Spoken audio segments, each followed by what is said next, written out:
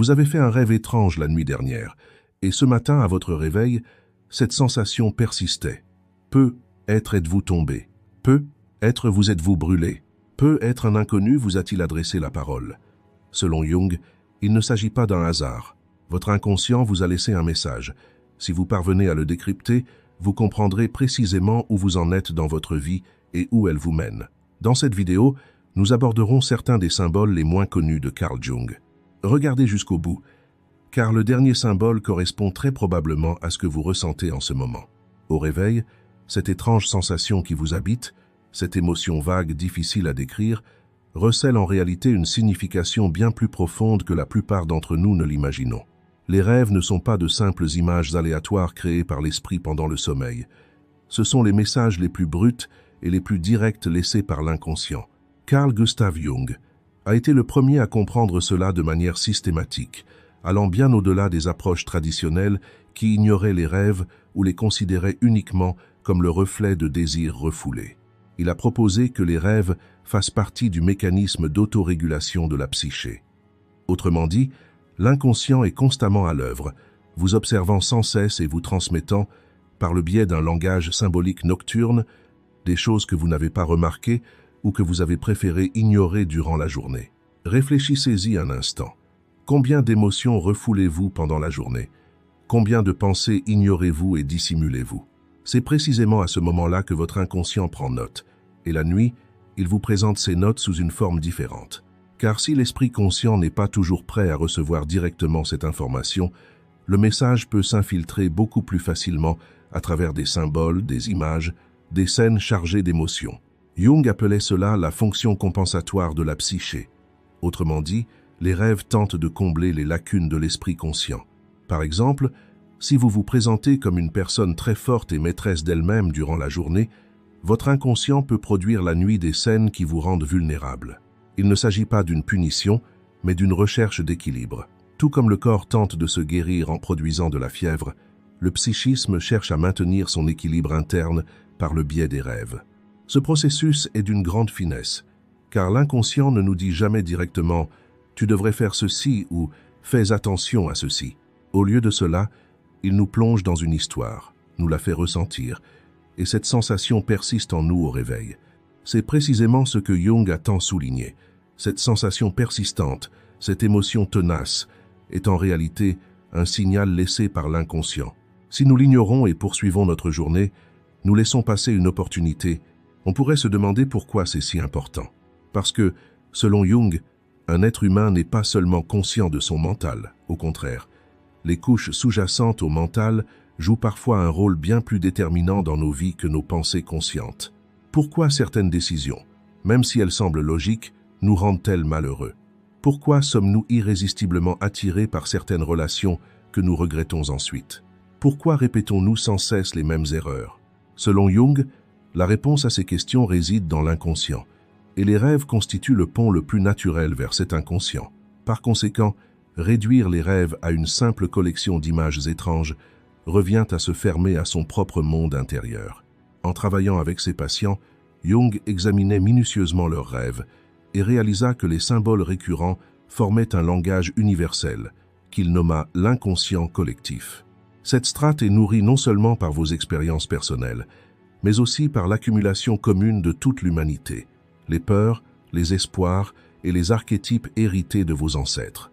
Cette strate imprègne vos rêves et vous révèle des choses non seulement sur votre propre vie, mais aussi sur les schémas communs à l'humanité.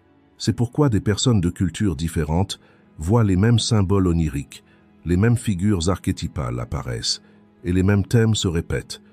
Ils ne sont pas individuels, mais universels. Lorsque vous comprenez cette vérité, vous réalisez la profondeur de la source d'information que représentent les rêves. Les observations faites sur les personnes qui tiennent un journal de rêves montrent également que celles qui notent régulièrement leurs rêves finissent par découvrir les leurs. Elles commencent à remarquer des schémas, à voir quel type de symbole émerge à quelle période, quel poids émotionnel est représenté par quelles images et quels aspects d'elles-mêmes sont reflétés par quelles figures. Cette prise de conscience contribue significativement à la fois à la connaissance de soi et à la rupture de certains schémas dans sa vie. Jung n'a pas limité cela à un cadre théorique. Il a méticuleusement consigné et analysé ses propres rêves pendant des années. Avez-vous déjà rêvé de vous envoler soudainement, de vous éloigner de tout ce que vous avez laissé derrière vous? Cette sensation est si réelle qu'au réveil, votre corps aspire encore à cette légèreté. Carl Jung ne considérait pas les rêves de vol comme une simple fantaisie de liberté. Selon lui, ce symbole représente quelque chose de bien plus profond. Et, chose intéressante, ce même symbole peut annoncer deux états psychologiques totalement différents. Tout dépend de la façon dont vous volez. Si vous planez librement, les bras grands ouverts, contemplant avec joie le paysage en contrebas, ce rêve est généralement le signe d'une libération d'un fardeau, du dépassement d'un obstacle intérieur ou de la libération d'une énergie longtemps refoulée. Ces rêves de vol s'intensifient lorsque quelque chose se résout dans votre vie, qu'une décision devient évidente ou qu'une situation longtemps contraignante commence à s'apaiser. Votre subconscient vous dit « tu avances », vous félicitant presque. Mais ce même rêve a aussi son côté sombre. Si vous rêvez de vous envoler, d'échapper à quelque chose, d'éviter de vous retourner sur ce que vous laissez derrière vous, Jung s'arrête là et commence à se demander « et si vous fuyez ?» Les rêves de vol représentent parfois un désir d'échapper à une réalité que nous refusons d'affronter, à une responsabilité ou à une peur qui grandit en nous. Dans ce cas, l'inconscient ne vous libère pas. Il vous indique plutôt où chercher. Les patients de Jung faisaient souvent des rêves de vol récurrents, qui coïncidaient avec des périodes de leur vie où ils peinaient à se connecter à la réalité. L'ancrage leur paraissait lourd, les responsabilités accablantes, et leur esprit imaginait le ciel comme une échappatoire. Il ne s'agit pas d'une faiblesse, mais du reflet sincère de la lassitude de la psyché. Au réveil de votre prochain rêve de vol, demandez-vous, ce vol était-il léger ou précipité? Avez-vous regardé en arrière ou avez-vous simplement avancé? La réponse révélera exactement ce que l'inconscient essaie de vous dire. À travers l'histoire, les rêves de vol ont fasciné non seulement la psychologie, mais aussi la mythologie, la philosophie et l'art. L'ascension d'Icare vers le soleil, les sandales ailées d'Hermès, les récits chamaniques de voyages spirituels. Dans tous ces exemples, le vol symbolise la transition, une image oscillant sur la fine frontière entre deux mondes. Jung ne considérait pas cette répétition universelle comme fortuite. Au plus profond de l'inconscient collectif, le vol a toujours revêtu une signification dans l'imaginaire partagé par l'humanité, et cette signification s'est transmise de génération en génération. C'est peut-être pourquoi même celui qui fait ce rêve pour la première fois ne peut exprimer pleinement ce qu'il ressent au réveil, mais perçoit quelque chose d'important en lui. Ce sentiment est l'écho d'une accumulation d'expériences bien plus vaste. De plus, l'intensité des rêves de vol est également un indicateur significatif. Si ces rêves commencent à se regrouper à un moment précis de votre vie, se répétant toutes les quelques semaines, cela signifie que votre inconscient persiste. Pour Jung, les symboles persistants étaient toujours des symptômes nécessitant une attention accrue. Chaque rêve récurrent est un message, jusqu'alors insuffisamment entendu, qui résonne désormais avec plus de force. C'est pourquoi noter ces rêves dans un journal, y réfléchir et les relier à la réalité de votre vie à ce moment précis est extrêmement précieux. Tenir un journal de rêves peut paraître fastidieux, mais il suffit en réalité de consacrer quelques minutes à penser aux rêves dès le réveil, avant de consulter votre téléphone ou les actualités, et de noter brièvement ce dont vous vous souvenez. Avec le temps, des schémas se dégageront naturellement. Imaginez un instant que vous vous teniez au bord de l'eau dans votre rêve. Peut-être vous sentez-vous minuscule face à l'immensité de l'océan, ou peut-être voyez-vous votre reflet dans la surface calme d'un lac, ou peut-être entendez-vous le grondement d'une rivière impétueuse sans oser la toucher, et la sensation qu'elle éveille en vous persiste encore au réveil. Car l'eau, dans le langage symbolique de Jung, peut-être l'élément le plus ancien et le plus universel. À travers l'histoire de l'humanité, aucun élément n'a revêtu une signification aussi profonde que l'eau, à la fois source de vie et de destruction, purificatrice et destructive. Cette double nature reflète le fonctionnement de l'inconscient, car celui-ci, comme l'eau, peut à la fois vous nourrir et vous attirer sans qu'on le lui demande. Pour analyser le symbole de l'eau, Jung s'intéressait d'abord à son état, car lorsqu'un même élément apparaît sous différentes formes, sa signification change fondamentalement. Une surface d'eau calme et limpide est généralement annonciatrice de paix intérieure, d'une vérité acceptée ou de l'apaisement final d'une émotion longtemps vécue. Il règne une paix intérieure dans ces rêves, sans pression ni précipitation. Lo est simplement là. On ne peut que se tenir à ses côtés. Ces rêves surviennent souvent lors de périodes de la vie où l'on se sent profondément proche de quelqu'un, où l'on a pris une décision, où l'on s'est libéré d'un fardeau, ou encore où l'on a enfin affronté une situation longtemps évitée. L'inconscient renvoie cette tranquillité à travers l'image de l'eau. Mais si l'eau du rêve est tumultueuse, si les vagues se soulèvent de façon incontrôlable, si une tempête éclate soudainement, Jung l'interprète d'une manière très différente. Les émotions refoulées ne sont plus maîtrisées. Quelque chose bouillonne, peut être une tension longtemps restée inexprimée, un sentiment difficile à accepter, une émotion qui s'accumule quelque part dans la vie sans qu'on ait encore réussi à la nommer. Les rêves d'eau déchaînée sont troublants, car l'inconscient, rompant le silence, cherche à attirer l'attention. Le symbole de l'eau le plus intense est celui des rêves de noyade, et ce sont ceux qui effraient le plus.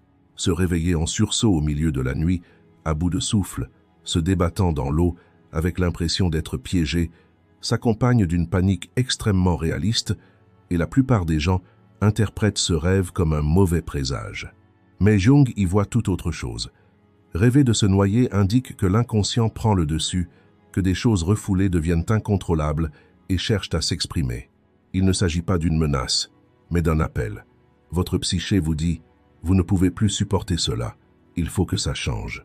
Au lieu d'écouter cet appel, oublier le rêve au petit déjeuner revient à refouler ce message, et l'inconscient reviendra plus fort et plus intensément. Une autre manifestation frappante du symbole de l'eau est le rêve d'entrer dans l'eau, et cela revêt une signification particulièrement puissante pour Jung, car entrer dans l'eau signifie choisir d'affronter consciemment l'inconscient, non pas rester sur le rivage, mais s'y immerger. Ce choix exige du courage, car on ignore ce qui se cache sous l'eau, mais c'est aussi le début d'une transformation. Dans de nombreuses cultures, les baptêmes, les rituels de purification et les cérémonies de renaissance impliquent le passage par l'eau, car l'humanité a intuitivement ressenti le lien entre l'eau et le changement depuis des millénaires. Jung décrivait cela comme un schéma universel de l'inconscient collectif. Ainsi, si vous entrez dans l'eau dans votre rêve, c'est votre inconscient qui vous guide vers la transformation. Cela pourrait indiquer que vous accueillez la nouveauté, que vous êtes prêt à abandonner un schéma ancien et à faire place à quelque chose de nouveau.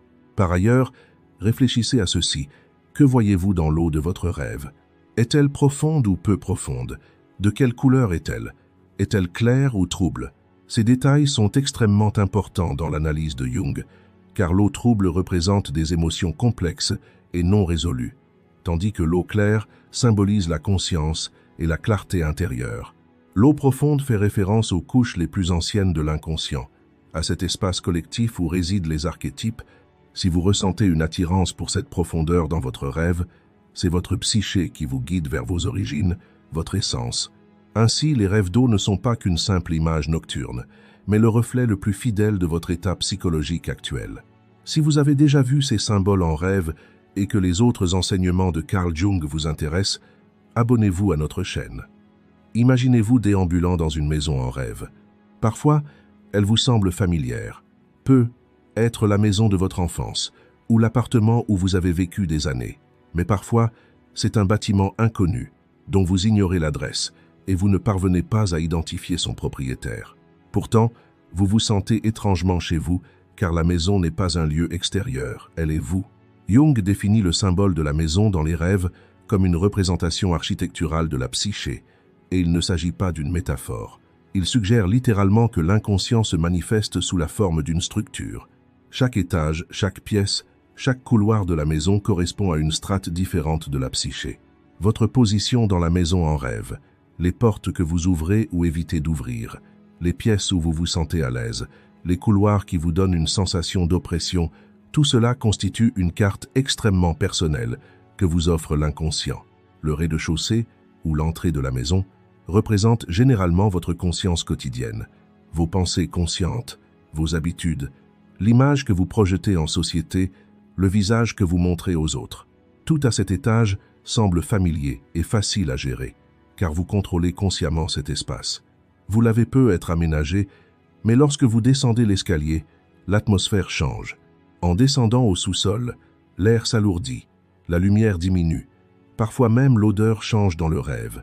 Et c'est précisément ce que Jung entendait par là, car le sous-sol renferme les couches les plus anciennes, les plus brutes, les plus intactes de l'inconscient. On y trouve des traces de l'enfance, des souvenirs longtemps refoulés, des peurs indicibles, et peut être des expériences jamais affrontées, mais qui continuent de façonner votre psyché.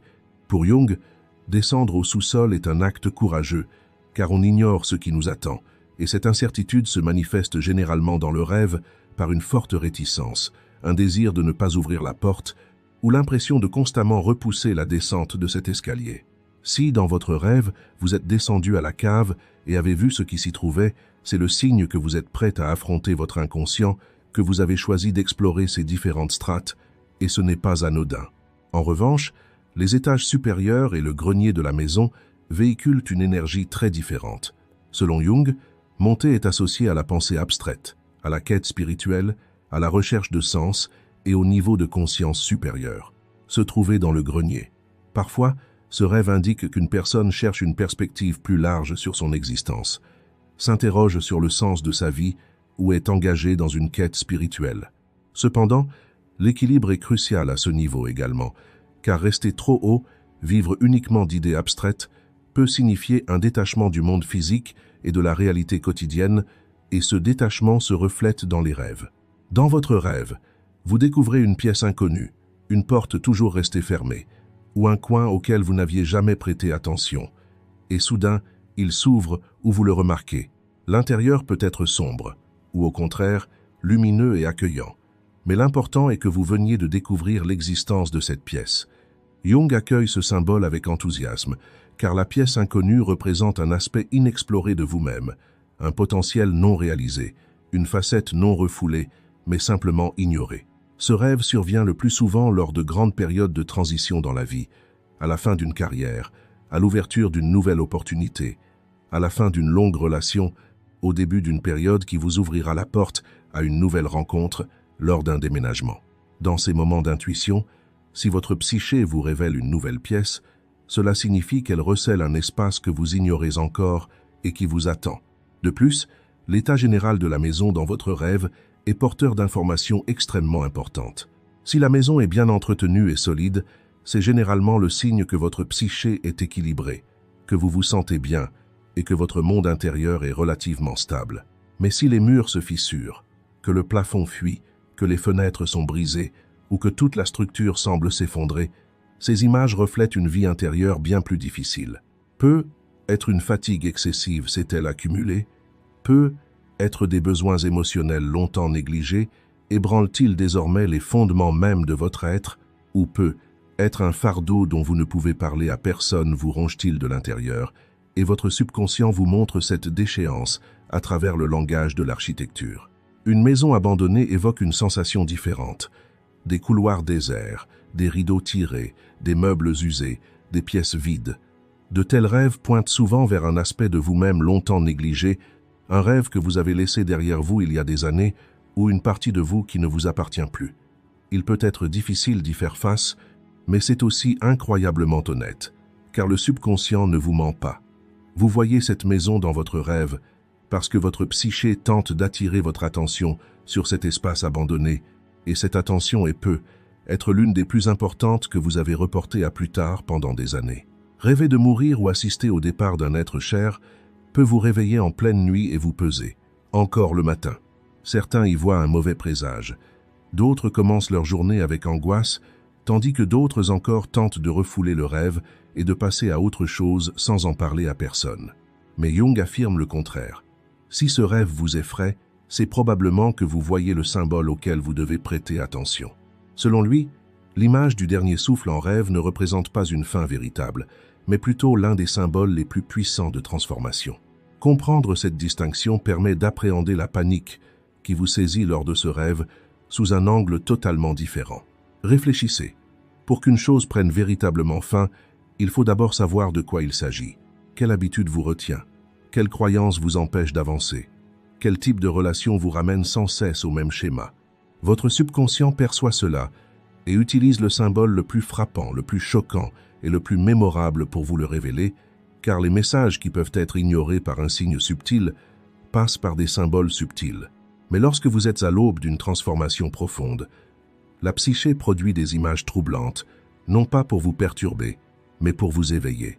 Jung a observé que ce type de rêve s'intensifiait au moment critique du processus qu'il appelait l'individuation, ce long et souvent ardu cheminement vers la pleine réalisation de soi.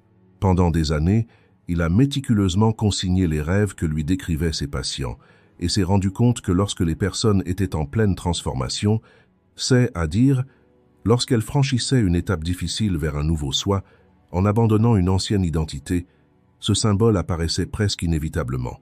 Ce n'était pas un hasard. La psyché possède un langage, et dans ce langage, l'image du dernier souffle représentait toujours une transition, un seuil, la fermeture d'une porte et l'ouverture d'une autre. Alors, qui est mort dans votre rêve? Cette question était cruciale pour Jung, car la figure ou la chose qui meurt révèle précisément ce que l'inconscient est prêt à abandonner.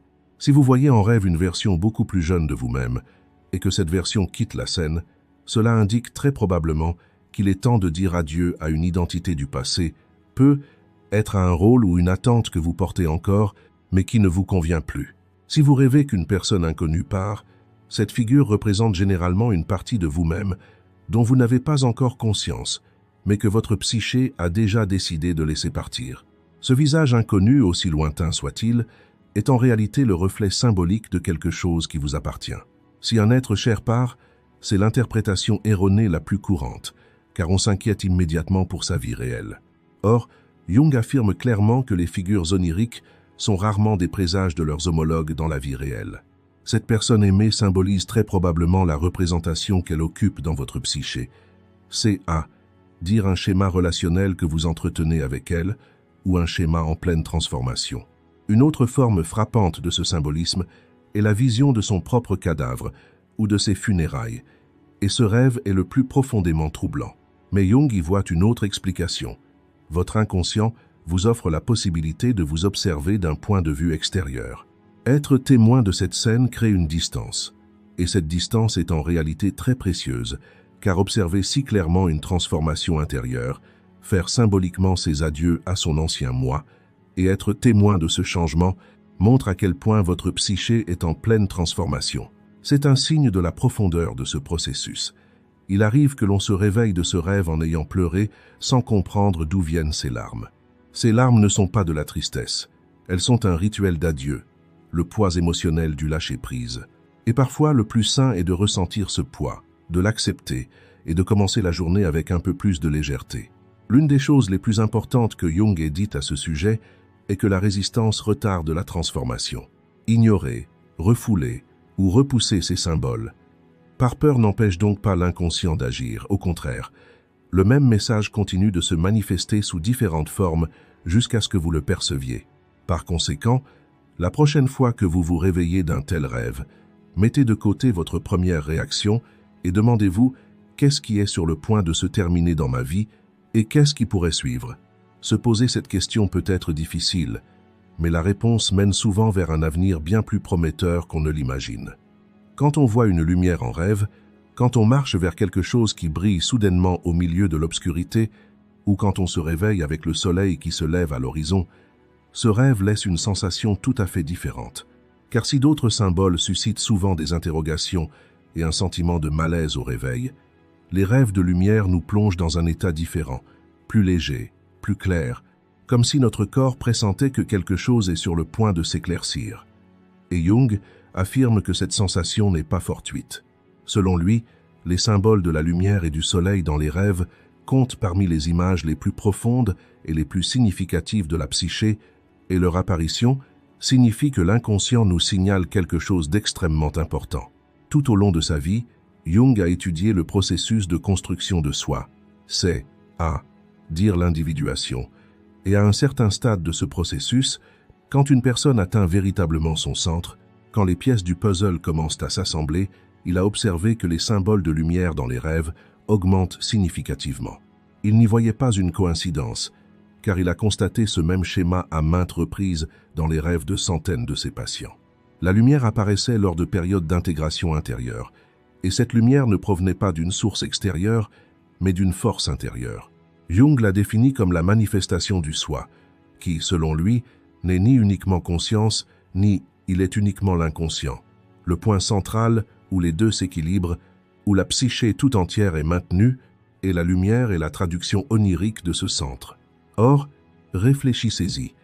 Si vous marchez vers la lumière dans votre rêve, cette marche est symboliquement extrêmement puissante, car aller vers la lumière ne signifie pas fuir la peur, mais aller vers soi-même.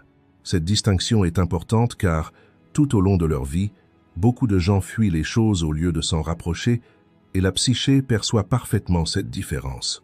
Si vous ressentez une attirance pour la lumière dans votre rêve, et que cette sensation crée une expansion intérieure au lieu de vous mettre mal à l'aise, cela signifie que votre inconscient vous indique que vous êtes sur la bonne voie.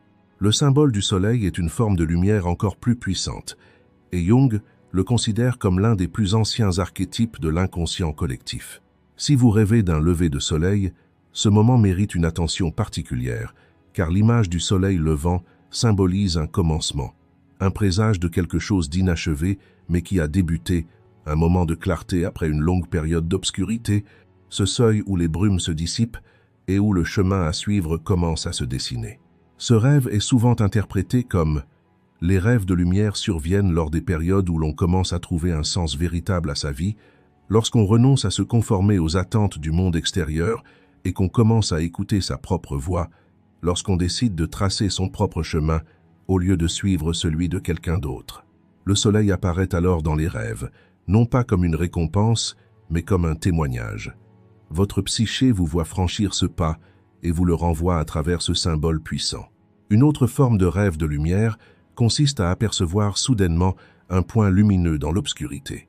L'environnement est plongé dans le noir complet, mais une faible lueur brille au loin et vous décidez de vous en approcher ou simplement de la contempler, ressentant alors une profonde détente intérieure. Jung décrit cette image comme le symbole porteur de l'espoir le plus pur. À l'état brut, ce rêve survient souvent au milieu d'une période longue et éprouvante. La psyché n'est pas encore brisée, mais cherche encore sa voie, et ce petit point lumineux est la boussole que l'inconscient nous présente. De tous ces symboles, la lumière est le moins mal interprétée car on lui attribue instinctivement une signification positive, et Jung affirme que cet instinct est juste. Les rêves de lumière sont généralement des signes avant-coureurs d'un processus intérieur véritablement positif. Mais il y a une nuance. Si la lumière de votre rêve est si intense, si éblouissante, si aveuglante qu'elle vous brûle les yeux, cela pourrait indiquer que votre psyché tente d'affronter une prise de conscience à laquelle elle n'est pas encore prête, tout comme vos yeux se ferment lorsque vous êtes exposé à une forte lumière après une longue période d'obscurité. Votre psyché est elle aussi en pleine période d'adaptation, et votre inconscient vous le montre symboliquement. C'est pourquoi, comme vous l'avez pu être remarqué en regardant cette vidéo, tous les symboles que nous avons abordés sont interconnectés. Ce voyage de l'ombre à l'eau, du foyer à la transformation, de la transformation à la lumière, fait partie intégrante de ce que Jung a cherché à décrire tout au long de sa vie, le chemin de la découverte de soi. Le plus beau dans ce voyage, c'est qu'il ne nécessite aucune préparation particulière. Parfois, il suffit de s'arrêter un instant au réveil avant d'oublier son rêve et de se demander « Quel message mon inconscient essayait-il de me transmettre la nuit dernière ?» Ceci conclut notre vidéo. Si vous souhaitez interpréter les symboles de vos rêves et approfondir l'enseignement de Jung, n'hésitez pas à aimer cette vidéo et à vous abonner à notre chaîne. Indiquez le symbole que vous avez vu dans votre rêve en commentaire. Si vous souhaitez nous soutenir, vous pouvez vous abonner à notre chaîne en cliquant sur le bouton « Rejoindre ». Merci.